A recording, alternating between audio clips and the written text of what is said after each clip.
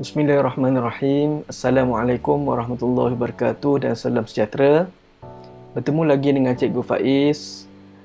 Hari ini kita akan membincangkan tentang jawapan bagi soalan pra UPSA 3 kertas 2. Kertas ini merupakan daripada buku ataupun model kertas sains tahun 5 keluaran Sasbadi. Sebelum itu, pastikan subscribe, tekan butang loceng, like dan share. Baik, tanpa membuang masa, kita teruskan dengan perbincangan soalan. Okay, ini adalah pra-UPSA 3 bagi kertas 2. Okay, soalan yang pertama, tumbuhan mempunyai ciri khas untuk menyelesaikan diri dengan iklim di sekitarnya dan juga daripada ancaman musuh. Raja 1 menunjukkan satu tumbuhan yang dijumpai di suatu kawasan. Okey, tengok Raja 1. Okey, agak kamu tumbuhan apa ini? Okey, tumbuhan cat. Okey, cactus Okey, A. Satu, apakah ciri khas yang berlabel X? Okey, ciri khas, nak ciri khas yang berlabel X. Apa ni? Okey, dia duri ataupun berduri. Okey, kamu boleh tulis duri.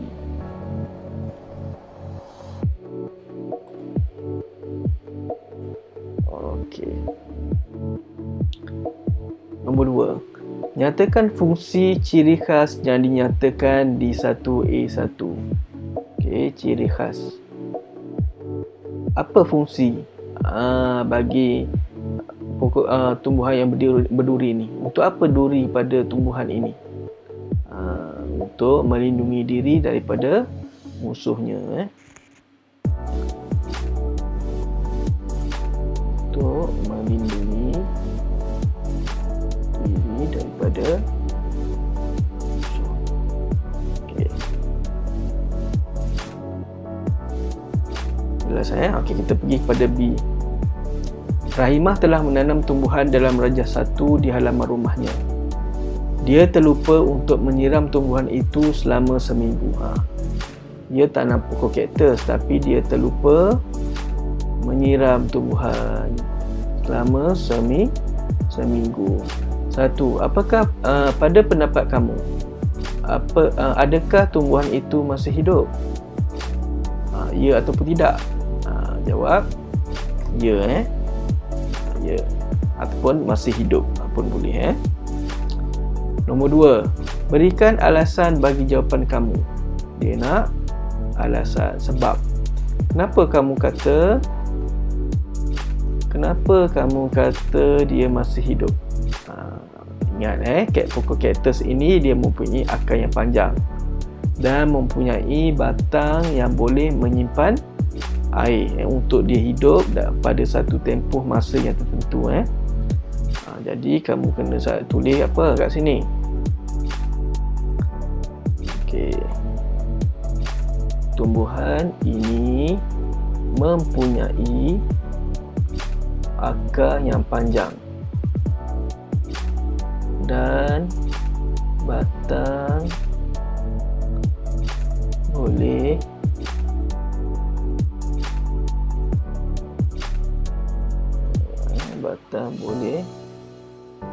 menyimpan air untuk hidup pada tempoh masa, pada suatu tempoh masa. Okey. Ataupun kamu nak tulis tumbuhan ini mempunyai akar yang panjang dan batang yang boleh menyimpan air. Pun boleh diterima.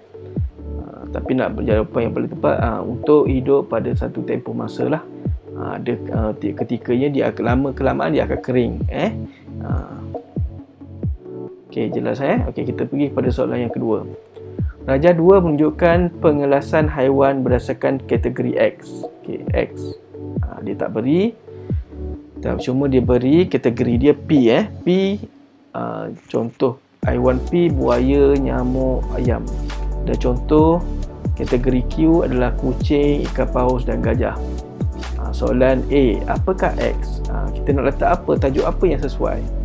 Okay, kita tengok dia adalah tengok dia punya penyataan pengelasan haiwan. Okay, dia tak beritahu, cuma kita boleh andaikan dia buaya, nyamuk, ayam. Okay, apa persamaan ketiga-tiga ini? Okay, dia bertelur kan? Bertelur. Ketiga-tiga haiwan ini adalah dia membiak secara bertelur. Q pula, kucing, ikan paus dan gajah ni dia membiak secara melahirkan anak. Okay, jadi yang paling tepat apa dia? Cara haiwan membiak. Okay, X ini adalah cara haiwan membiak.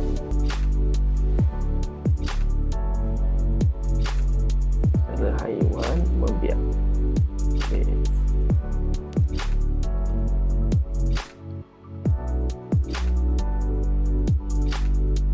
B. Buaya dan ayam dikelaskan dalam kumpulan yang sama. Okey, kumpulan P kan. Mengapakah haiwan ini dikumpulkan dalam kumpulan yang sama? Mengapa haiwan ini dikumpulkan dalam kumpulan yang sama? Kerana apa? Kita dah tahu tadi. Kerana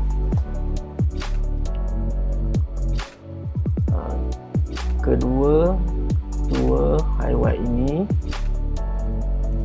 membiak secara bertelur. Okay. Kerana kedua-dua haiwan ini membiak secara bertelur. Okay. C. Terdapat satu perbezaan antara nyamuk dengan ayam. Apakah perbezaan itu? Dia tanya satu perbezaan antara nyamuk dengan ayam. Okay, jadi kita jawab apa? Okay, ada perbezaan tak antara nyamuk dan ayam ni? Okay, ingat nyamuk dia menjaga telurnya ataupun tidak? Tidak. Telur terus terbang mata-mata. Dan ayam ni dia mengeram telurnya kan? Jadi perbezaan dia di sini adalah nyamuk tidak menjaga telurnya, manakala ayam menjaga telurnya. Okey. Ataupun kalau kamu cakap nyamuk tidak menjaga anaknya, manakala ayam menjaga anaknya, pun boleh diterima. D.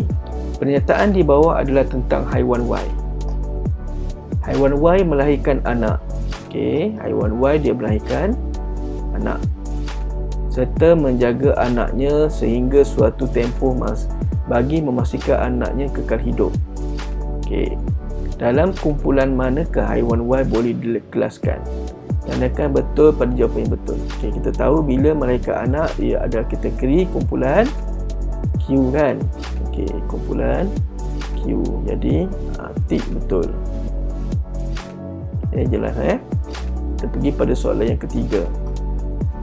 Suzy ingin menentukan suhu air yang dipanaskan. Dia mengambil bacaan suhu setiap 5 minit selama 30 minit. Okey, dia mengambil bacaan suhu setiap 5 minit selama 30 minit. Darjah 3.1 menunjukkan suhu air pada minit ke-10 dan minit ke-20. Okey, kita tengok rajah. Okey, pada minit ke-10. Okey, raksa termometer ataupun aras termometer ini menunjukkan bacaan suhu 45 darjah Celsius pada minit ke-10. Manakala pada minit ke-20 65 darjah Celsius. Okey. A. Namakan alat yang digunakan oleh Suzy untuk mengukur bacaan suhu. Namakan alat. Okey. Ini kamu mesti tahu. Alat apa ni? Okey, termometer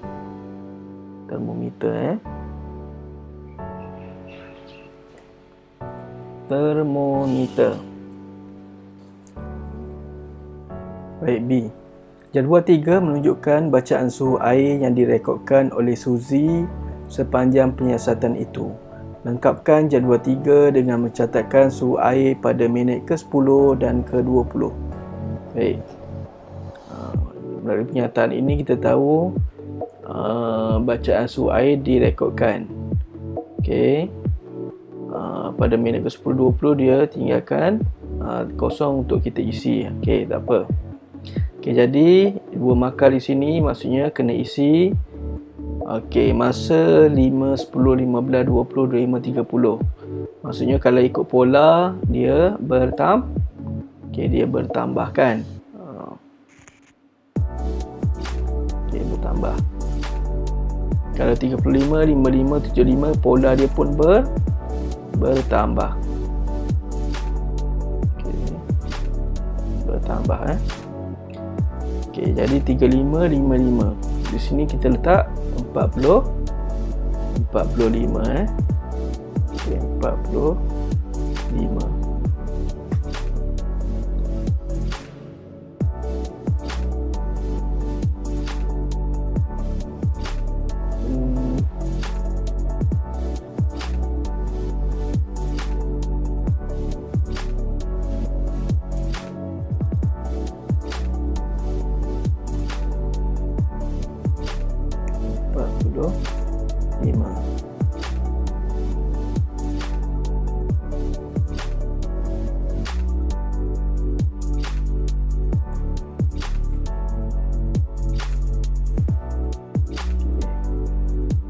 Manakala yang ini 55, 65.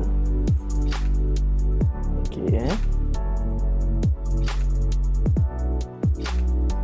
boleh 35, 45, 55, 65, 75, 85. Baik, kita pergi kepada soalan C. Berdasarkan maklumat dalam jadual 3, nyatakan pola perubahan suhu air dari minit ke-5 hingga minit ke-30. Okey, dia nak suruh kita nyatakan pola perubahan suhu air daripada minit awal sampai minit terakhir. Okey, maksudnya dia bertambah. Jadi kamu tulis di sini bertambah.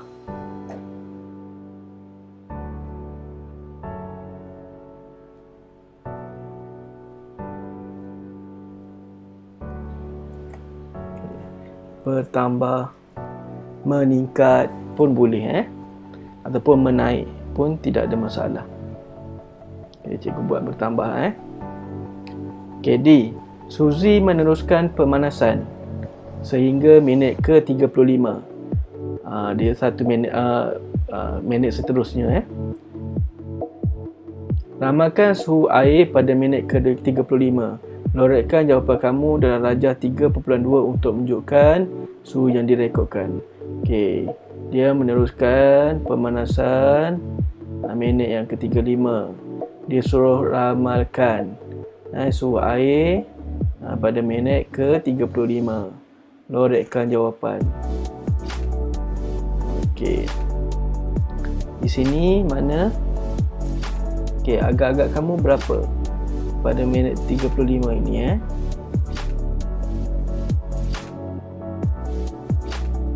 Okey, kita tulis sini 35. Agak kamu sini berapa? 75, 85, 95. Okey. Jadi kita dah tahu pada minit 35 raksa termometer menunjukkan arah dia 90.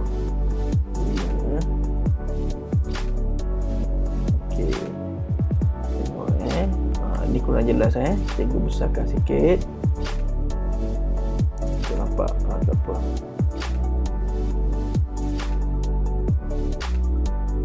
Okey, ni negatif 10, sifar 10, 20, 30, 40, 50, 60, 70, 80, 90. Okey, 90, 95.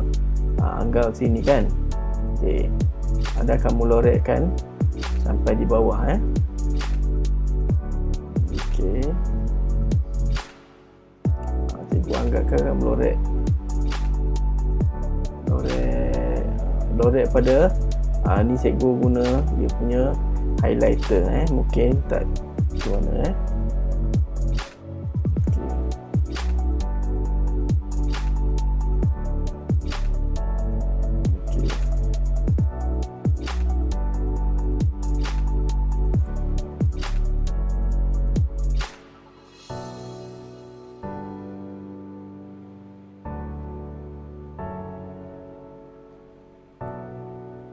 ini contohlah lorek.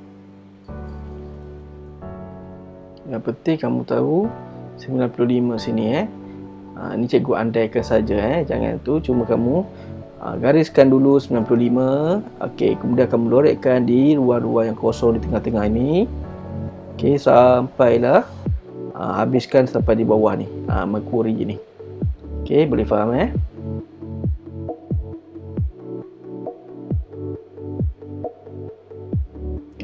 Seterusnya kita pergi soalan yang keempat. Aaron membina satu litar elektrik seperti yang ditunjukkan dalam rajah 4.1. Okey, kita tengok gambar rajah 4.1. Ada 2 sel kering, 1 mentol dan suis tertutup. Apakah sumber tenaga di dalam litar di atas? Okey, dia tanya kita sumber tenaga elektrik. Apa dia? Ini dia. Apa nama ni? Sel kering Okey, sel kering. Kita tulis sel kering kat sini. Sel kering. Okey. 2. Nyatakan fungsi. Fungsi komponen. Fungsi komponen P. Apa ni? Melengkapkan atau memutuskan arus elektrik. Jawapan dia melengkapkan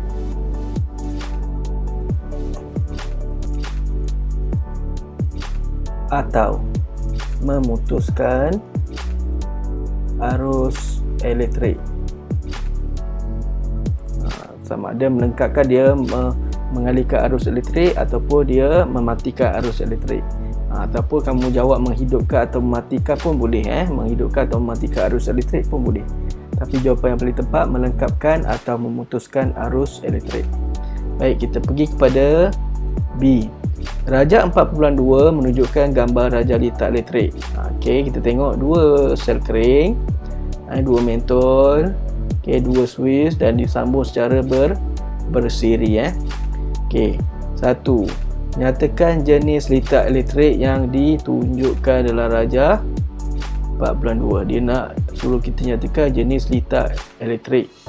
Jadi kita dah tahu dia litar ini adalah jenis litar bersiri. Litar bersiri. Okey. Seterusnya 2. Apakah yang akan berlaku kepada litar itu jika hanya suis Q sahaja ditutup? Okey, Q sahaja ditutup, R ini dibuka. Okey, apa yang akan berlaku? Okey, mentol tidak menyala, betul? Okey, ataupun kedua-dua mentol tidak akan menyala kerana disambung secara bersiri. Jadi dia berkongsi arus. Arus mengalir satu haluan saja atau satu laluan saja. Jadi bila salah satu ditutup, dibuka, okey, maksudnya dua-dua ini tidak menyala. Jadi kita kena tulis kat sini. Nak cikgu highlight kata kunci dia. Okey. Hanya suis Q saja ditutup. Okey. Apa yang akan berlaku pada litar? Okay. Kedua mentol tidak menyala. Okay. Ini akan berlaku pada litar. Ataupun kamu boleh cakap litar tidak mengalihkan arus, tidak dapat mengalihkan arus elektrik. Okey. Itu pun boleh diterima. Tapi jawapan yang paling tepat, kita tengok dia punya pemerhatian lah. Jika salah satu dibuka, maksudnya kedua-dua mentol ini tidak akan menyala. Okey. C. Ramalkan kecerahan satu mentol jika bilangan sekering yang digunakan dalam litar adalah berbeza. Padakan jawapan dengan betul. Okey, disuruh soalan ini tentang ramalan. Okey, ramalkan kecerahan satu mentol. Okey, jika bilangan sekering digunakan dalam litar yang adalah berbeza. Litar adalah berbeza. Okey. Kalau satu, agak kamu kecerahan mentol. Okey. Apa dia? Bilangan sekering satu saja. Dia jadi malap, betul? 2 cerah. Okey, kalau 3 paling cerah. Kuasa 3 sekering ni mempunyai kuasa yang paling banyak lah. Maksudnya paling cerah lah mentol nanti. Okey, jelas. Okey, soalan kelima. Rajah 51 menunjukkan satu gelas aluminium yang berisi air dan diletakkan di dalam peti sejuk. Ini keadaan jirim. Nyatakan keadaan jirim air selepas dibiarkan di dalam peti sejuk selama 2 jam. Kena jaga-jaga dengan soalan. Dia nak keadaan jirim. Okey, keadaan jirim terbagi kepada 3. Yang pertama adalah pepejal, yang kedua cecair dan yang ketiga adalah gas. Okey. Dikata keadaan jirim. Apa yang akan berlaku jika dibiarkan dalam peti sejuk selama 2 jam? Dia akan menjadi pepejal. Ais kan, jadi ais, maksudnya dia akan menjadi pepejal.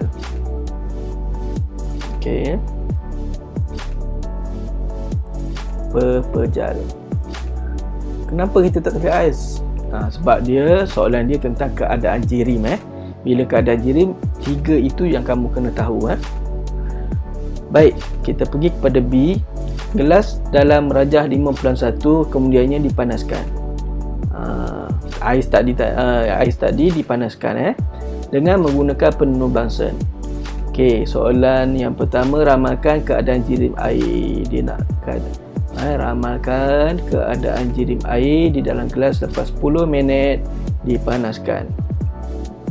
Okey. Tadi pepejal, bila dipanaskan menjadi cecair.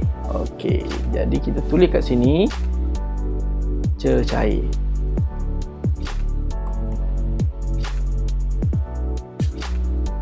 Okey, jelas Okey, kita pergi kepada soalan 2. Nyatakan alasan kamu berdasarkan jawapan di 5B1.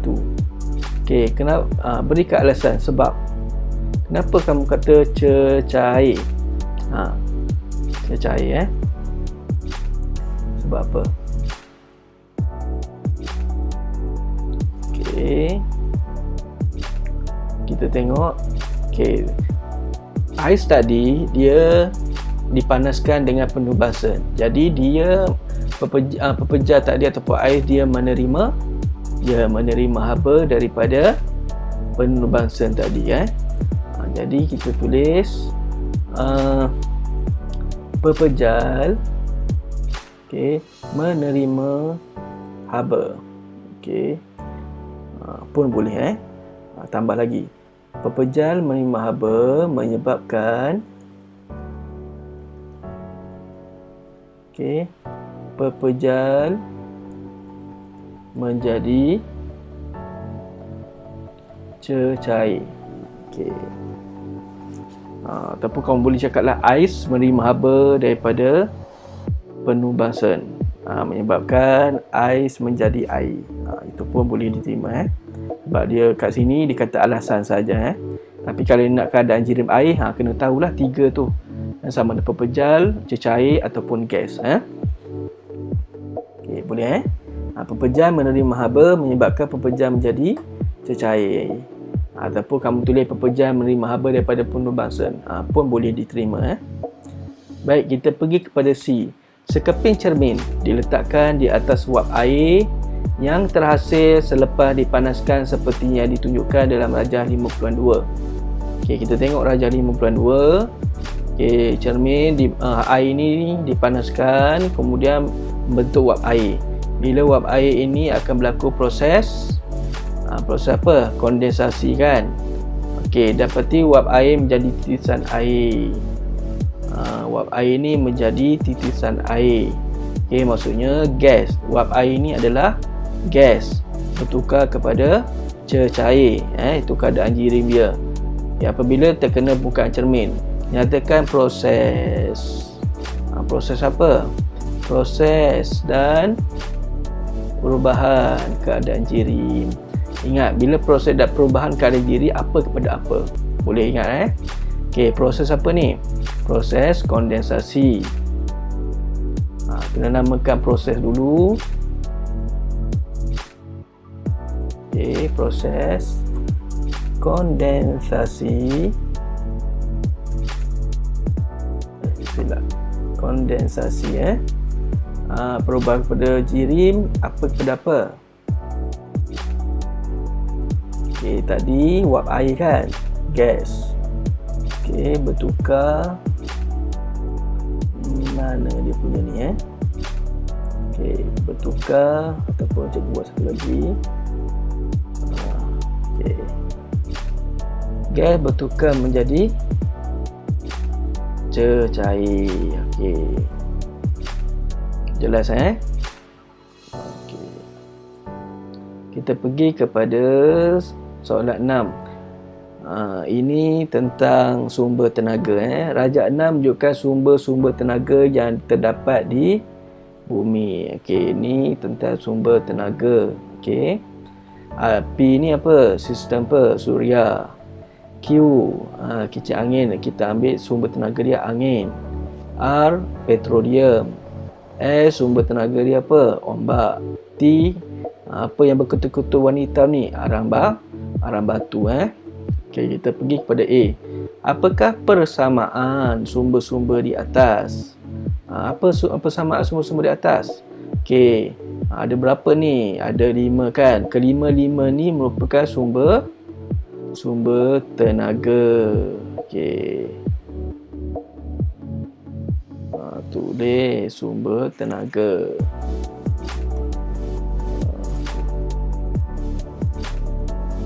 Sumber tenaga. Ataupun merupakan sumber tenaga. Ataupun dia kamu boleh juga jawab membekalkan tenaga membekalkan tenaga. Okey. Cikgu jawab sumber tenaga Okey, B. Kenal pasti sumber-sumber yang ditunjukkan dalam rajak 6. Tulis abjad. Disuruh kita tulis abjad. Yang dah diberikan tak di atas ada P, Q, R, S dan T kan, yang mewakili setiap sumber tenaga. Okey, mewakili sumber tenaga. Okey, P kita dah tahu matahari. Q okey, angin. Okey, Q.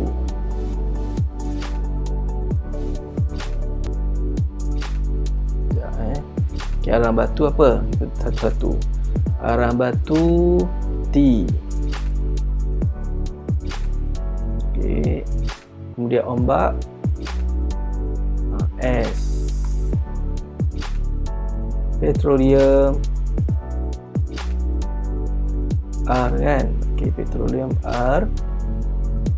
Dan angin adalah Q. Okey. Jadi T arang batu, S ombak, R petroleum dan Q angin. Okey, boleh dapat 2 markah. Maksudnya 2 ini mewakili 1 markah, 2 ini mewakili 1 markah. Jadi 2 markah. Okey, kita terus pada soalan C. Maklumat di bawah menerangkan tentang jenis-jenis sumber tenaga yang ditunjukkan dalam rajak 6. Okey, sesetengah sumber tenaga boleh diganti semula setelah habis digunakan. Ini sumber yang boleh dibaharui, boleh diganti. Kalau habis boleh diganti, maksudnya ada, sentiasa ada. Ini sumber yang boleh dibaharui. Sesetengah sumber tenaga yang lain pula akan habis dan tidak dapat diganti setelah habis digunakan. Ini sumber yang tidak boleh dibaharui. Okey. Tengok soalan dia berdasarkan maklumat di atas. Lengkapkan carta di bawah. Okey, sumber tenaga boleh dibaharui. Okey, kita tengok. sumber yang boleh dibaharui. Apa dia? Sumber suria kan, suria, angin, petroleum boleh tak? Tak boleh Okey, dan ombak. Okey, yang tidak boleh dibaharui petroleum dan arang batu. Okey, kita tulis di sini. Okey, ni sumber tenaga boleh dibaharui. Yang pertama tadi suria. Okey. Yang kedua, kamu cakap cahaya matahari pun boleh Yang kedua ombak, yang ketiga angin. Okey. Kemudian yang ini petroleum. Dan satu lagi arang batu. Okey. Jelas Okey, seterusnya kita pergi soalan yang ketujuh. Kismet. Menjalankan suatu penyiasatan. 2 piring Petri masing-masing diisi dengan jus limau dan jus peria.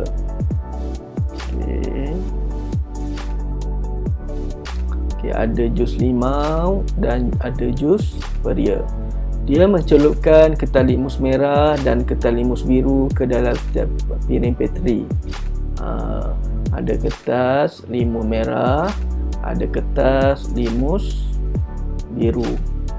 Okay, tengok jus limau. Kedua ketan limus dimasukkan, sama juga jus peria, kedua-dua ketan limus dimasukkan. Baik. Sebelum ni kita kena pasti dulu. Okey, bila jus limau dia berasa apa? Masam Bila berasa masam, okey, dia sifat bahan apa? Okey, sifat bahan berasid. Maka apa yang berlaku kepada ketan limus di akhir penyiasatan? Okey, kita tahu dia akan, bila berasid dia akan bertukar kepada warna merah. Okey. Jadi apa kepada apa kepada merah? Biru kepada merah. Kalau merah, merah kekal merah lah sebab dia memang merah. Okey. Manakala yang B jus peria. Jus peria dia rasa apa? Pahit. Baik, sifat bahan bagi jus peria beralkali. Jadi beralkali di akhir ketan limus dia bertukar warna apa? Warna biru Jadi apa bertukar kepada warna biru? Merah kepada biru. Yang biru tetap biru, dia tidak berubah kerana dia memang biru Okey, kita terus pada soalan. Okey, apakah perubahan warna yang berlaku? Dia suruh kita tanya perubahan warna yang berlaku pada ketan limus merah dan ketan limus biru setelah dicelupkan ke dalam piring Petri A dan B. Okey. Di sini kamu tulis okey. Jadi A tadi jus apa? Jus lemon kan? Jus limau. Okey. Jus limau. Kertas kita tahu ini adalah sifat jus limau adalah bahan berasid kan? Okey, ketan limus merah. Apa akan berlaku kepada ketan limus merah? Tidak ataupun tiada perubahan. Okey. Kalau ketan limus biru bertukar merah. Okey, bertukar merah. Jelas Okey, manakala B ketan limus merah, okey, dia bahan beralkali kan, jadi bertukar biru.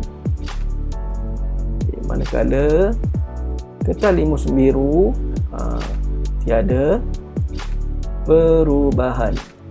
Okey, jelas kat sini? Okey, jelas. Kita pergi kepada soalan seterusnya. Nyatakan inference bagi jawapan kamu. Okey. Sebab kita nak inference. Okey, bila inference kita tahu okey.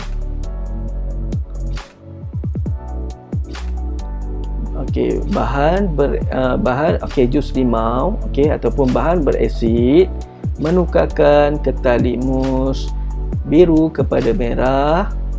Okey, manakala Bahan berakali menukarkan kertas limau merah kepada biru. Okey, kita boleh tulis kat sini.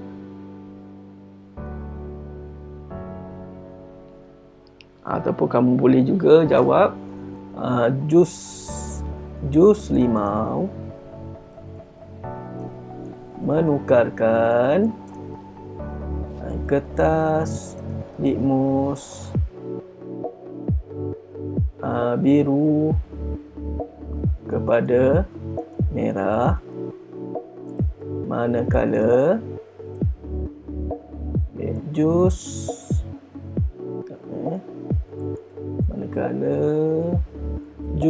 peria menukarkan kertas litmus merah kepada biru. Okey, itu adalah inference. Ataupun kamu boleh jawab juga, bahan berasid menukarkan kertas litmus biru kepada merah manakala bahan beralkali menukarkan kertas litmus merah kepada biru. Itu adalah sebab inference bagi jawapan kamu di atas ni. Okey, nyatakan pemboleh ubah. Okey, dia nak pemboleh ubah pula. Okey, yang pertama dimanipulasi. Yang berubah-ubah ataupun yang berbeza. Apa yang berbeza kat sini? Okey, kita boleh tengok melalui kotak ini. Okey, ataupun A dan B, betul? Jenis larutan ataupun jenis jus, kamu boleh cakap. Tapi yang paling tepat jenis larutan sebab dia tercair, jadi kita panggil dia larutan. Mesti ada jenis larutan. Okey, ini ciri objek. Mesti ada ciri dan mesti ada objek. Ada dua patah perkataan. Pemboleh ubah bergerak balas. Di akhir penyiasatan, apa yang kita nak siasat? Okey, kita nak siasat apa dia? Sekejap Okey, tengok perubahan kertas litmus. Okey, kita tulis kat sini yang kita nak siasat ataupun bergerak balas, perubahan kertas litmus. Okey, boleh ingat?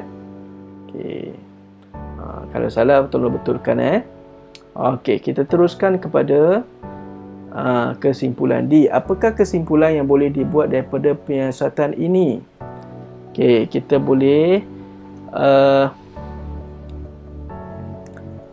boleh simpulkan. Okey, kesimpulan yang boleh dibuat daripada penyiasatan ini. Okey, apa dia?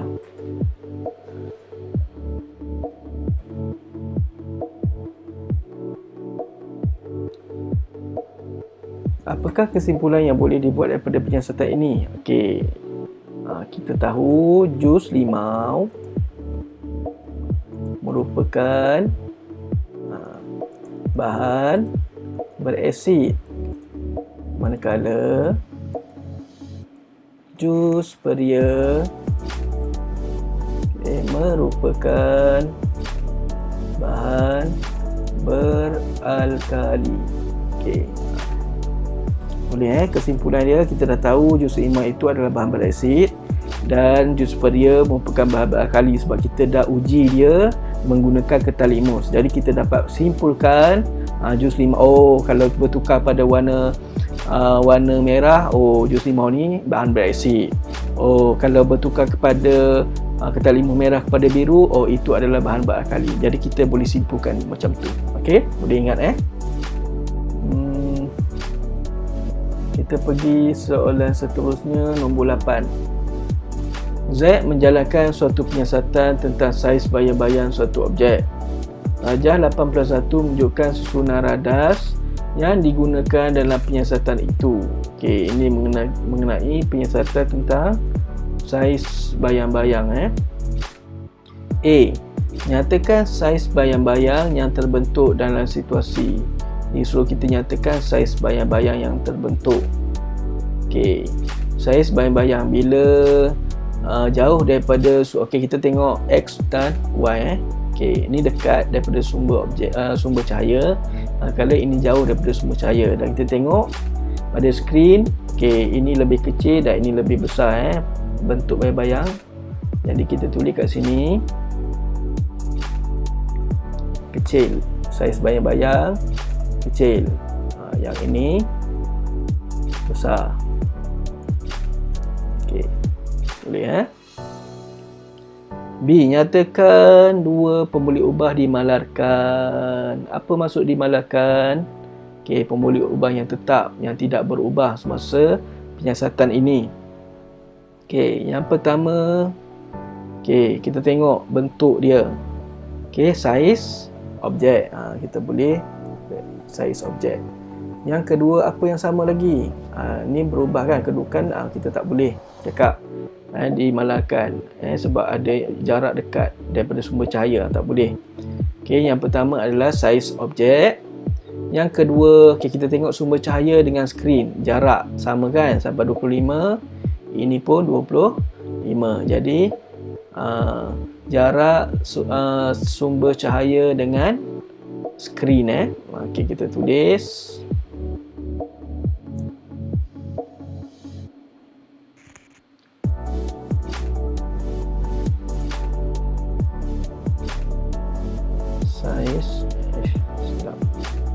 saiz objek. Yang kedua, jarak apa? Jarak sumber cahaya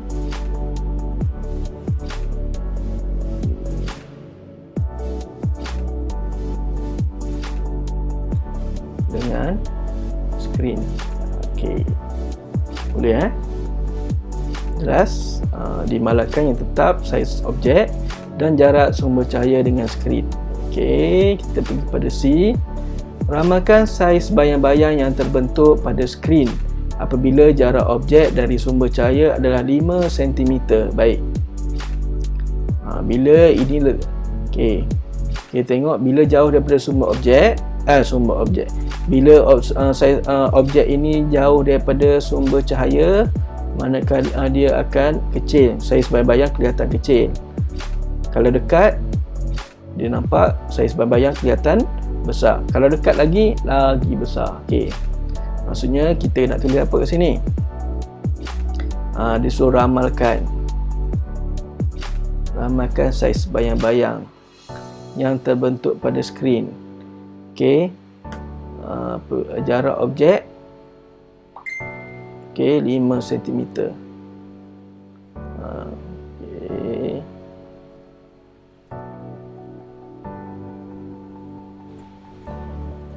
saiz bayang-bayang kelihatan semakin besar. Okey, saiz bayang-bayang kelihatan semakin besar. Okey, boleh Kita pergi kepada D. Z menjalankan penyiasatan yang lain. Orientasi objek diubah seperti yang ditunjukkan dalam darjah 8.2. Okey, dia ada sumber cahaya iaitu lampu sudo, ada objek. Okey, lukis bentuk bayang-bayang yang terbentuk pada skrin dalam ruang yang disediakan di bawah. Lukis bentuk bayang-bayang. Okey, lukis agak kamu macam mana? Okey, kita guna highlight je lah Okey, bentuk L. Jadi objek kamu lukis mesti bentuk L lah, yang akan bentuk bayang-bayang terhasil akan bentuk macam ni. Okey, boleh alright. Okey, cikgu harap kamu faham, jelas. Okey, cikgu harap kamu faham, jelas. Kalau ada apa-apa pertanyaan boleh mesej cikgu, tanya tentang soalan-soalan jawapan yang kamu buat. Okey, sebelum tu cikgu harap kamu subscribe, tekan butang loceng, share, like dan share. Okey. Assalamualaikum warahmatullahi wabarakatuh.